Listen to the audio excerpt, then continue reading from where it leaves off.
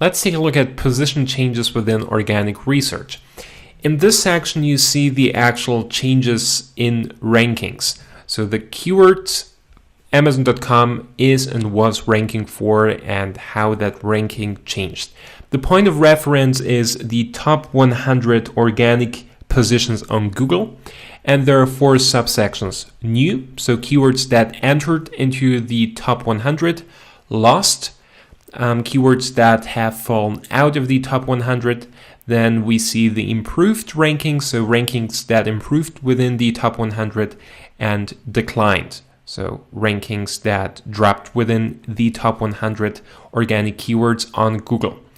Why is this so valuable? Because, well, you see what your competitor is doing in terms of search engine optimization. So if you see that there was a drastic increase in rankings for a specific keyword, so let's go on improved, right? So if you take a look at the improved keywords over here, then you know exactly what your competitor is optimizing. And there's a specific reason why he's doing that. Probably because it's ranking for these keywords is bringing him tons of revenue, or ranking for that keyword is important because, you know, that's the type of content people are interested in. So here you, for example, see that, well, furniture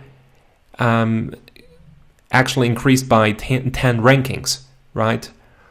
Or High School Musical 3 by 8. So you can really go through this list here, take a closer look, and again, you can add filters to get more specific results.